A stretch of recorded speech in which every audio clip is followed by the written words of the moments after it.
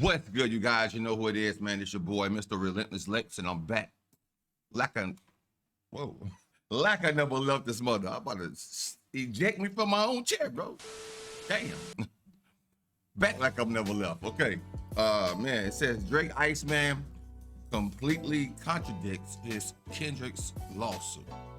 Now, we know that Drake and Kendrick had beef for about over a year.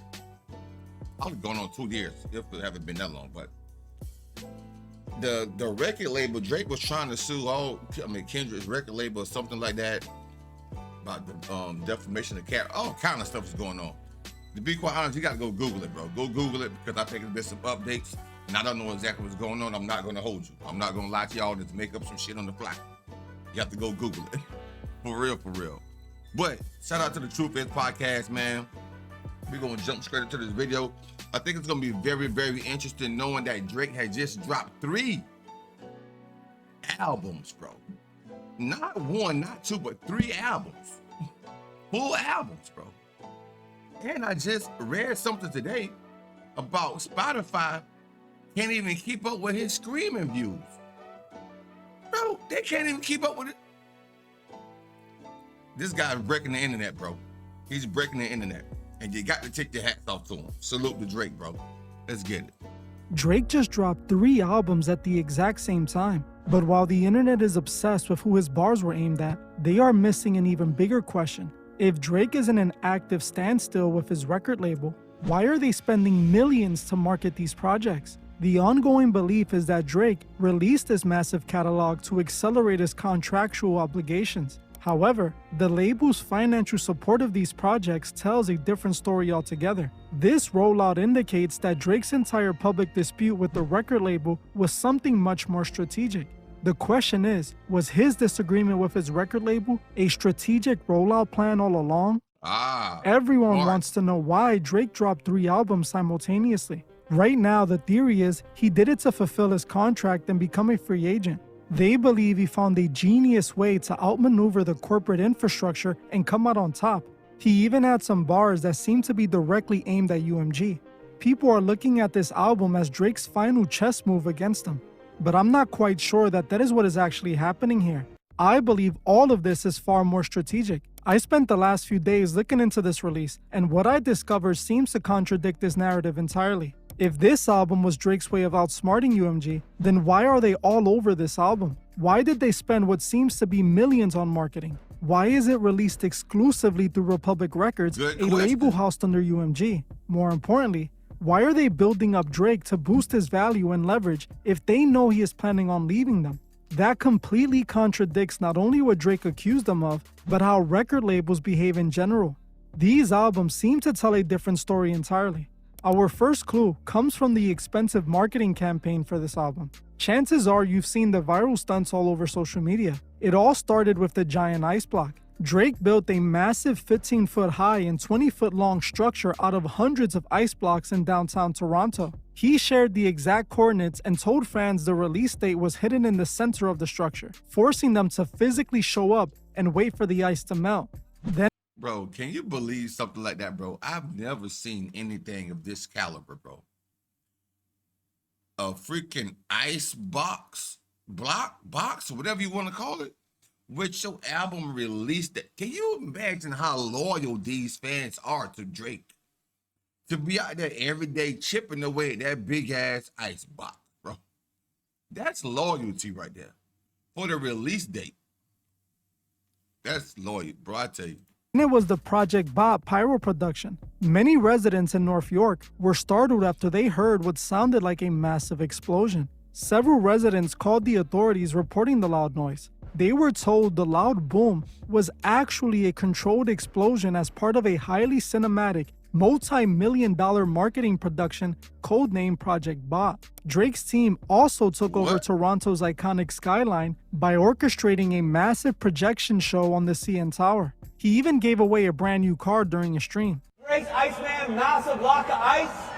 I'm a big fan of Drake, and what I want to do, the first person who gets this key gets a brand new car. As you might already know, that is not cheap. Dang. That is a really big bag being dumped on this album's promotion. Now, some people think Drake is the one paying for all of this marketing, but this album was exclusively released through Republic Records. Record labels traditionally provide a marketing budget for every project. Major music trade publications confirm that the IceMan campaign was a highly coordinated effort released officially through Republic Records and UMG. A rollout of this magnitude, involving public property, municipal permits, and major broadcast partnerships, traditionally costs a major label between $2 and $5 million for a superstar of Drake's caliber. This means the labels spend millions directly promoting Drake. But why? Why are the labels promoting this album when Drake is literally on the track list aiming bars directly at them? He focused his entire album on this artist versus the corporate infrastructure trope. In his song Janice STFU, he rapped the bar, "Swear my label gotta free me." He also rapped on the same song, differences between them getting you out of your deal and letting you out of your deal. On another track, he explicitly states his desire to cut ties and go independent, rapping, "I'm better off independent. They should let me leave. Yeah, cause I just wanna be free." On the track Make Them Cry, Drake raps about taking on the entire major label landscape to protect his position. He rapped, "F it, I'll battle the label. F it, I'll battle the majors. I'll battle the stations till I'm back in rotation." It makes no sense the label would then go and promote this album like they did. This is the very first indicator that the whole theory, Drake dropping these 3 albums at once to get out of his contract, isn't adding up. If Drake is unhappy with his label and publicly accused them of irregular tactics, and if he only dropped these albums to get out of his deal, why is UMG spending millions on making him a bigger artist? UMG gains nothing if they make Drake bigger only for him to leave for another label or go independent. Facts. That's the puzzling part. Let's see here. Whether they're gaining. Bro, what it is, I think, personally, my opinion, you guys, is Drake and the record label is in it together. This is the plot. Instead of him beefing with Kendrick by himself, he's beefing with Kendrick, Jay-Z, DJ Khaled, Rick Ross, the record labels, and the list goes on and on and on. You know how many beef that is with some big house names, bro? Bro, this is strategic.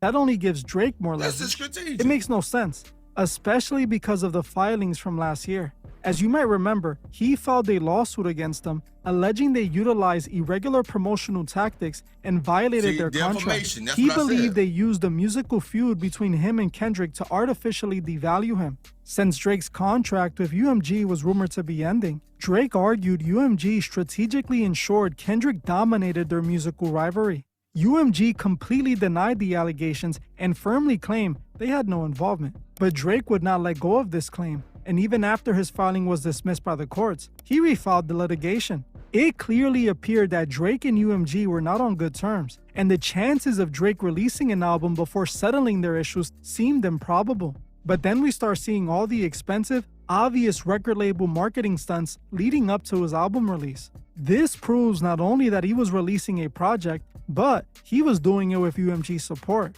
This completely contradicts the argument he makes in his lawsuit. If he claims they allegedly devised a plan to reduce his industry value, why are they now boosting his value? Especially after he sued them and is now allegedly planning on leaving his label.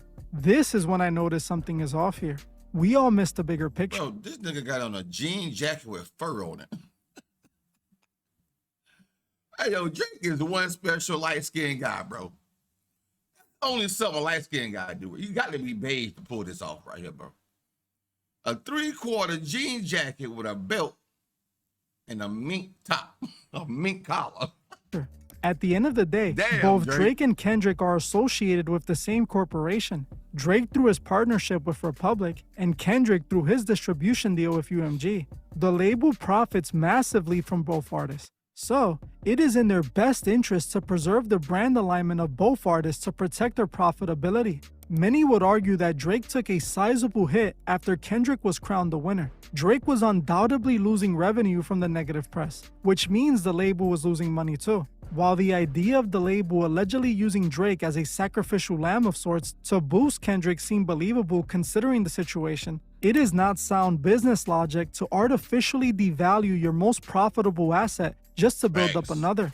It would have made more sense if Drake was planning on leaving UMG, but the fact they backed this album with millions of dollars suggests Drake isn't going anywhere. Was Drake really trying to prove his label was working against him? Or was this all a part of a highly strategic planned rebrand?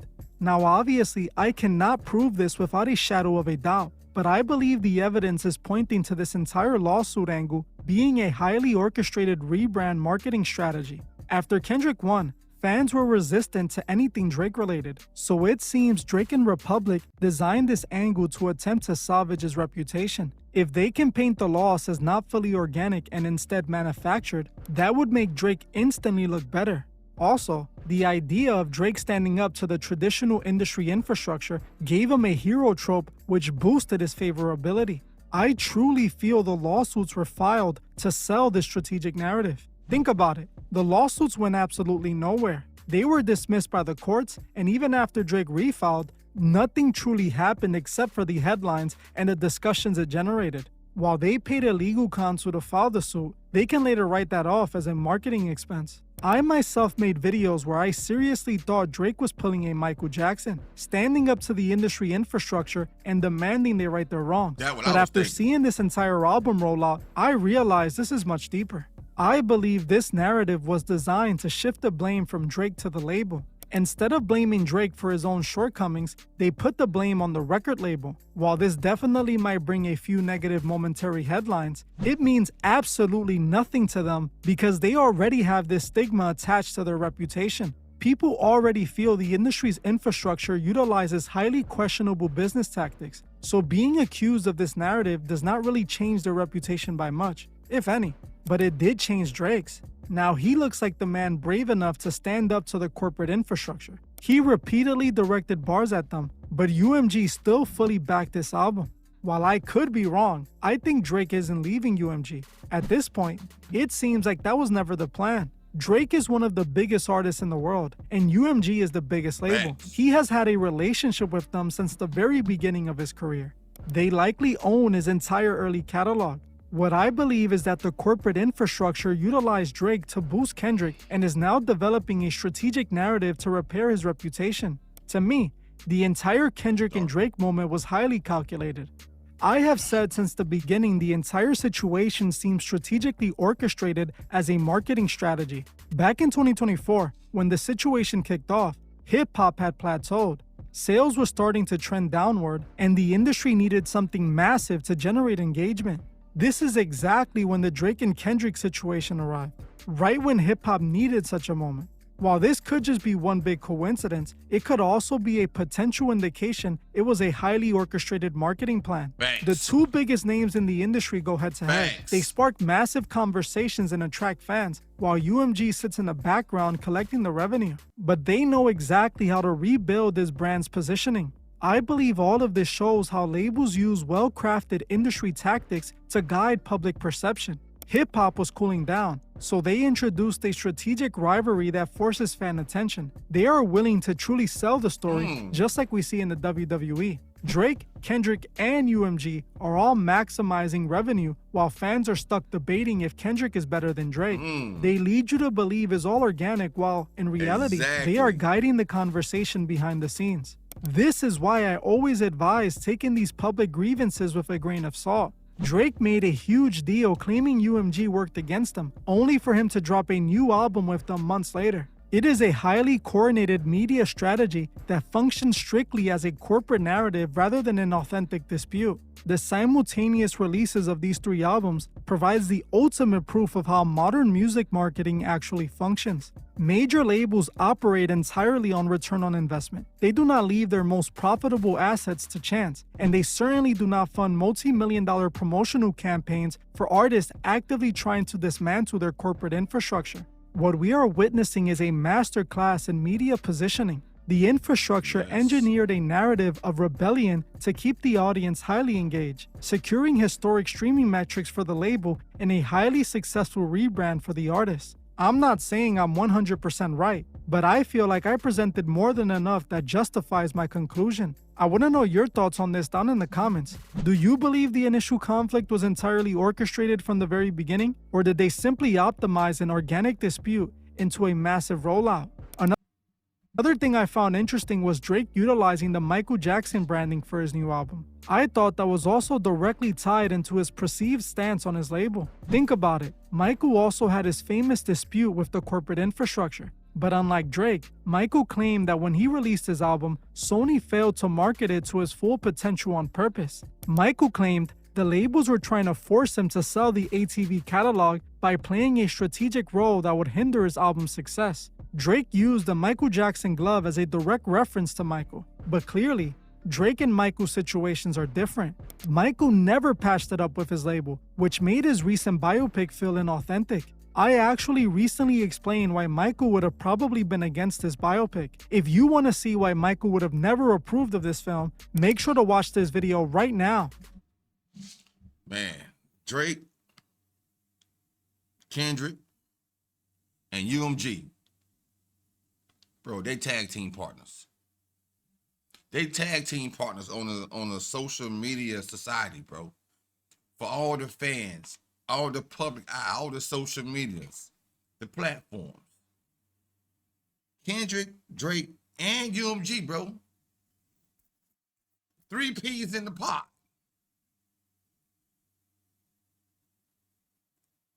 Magical, bro. Bro, magical. They eating off of us, bro. The whole time they not like us. They not, bro, they had meetings about this probably a year ago before the song came out. Wowzers. Bro, listen, comment, like, and subscribe, bro. Comment, like, and subscribe. Until next time, it's peace and love, bro.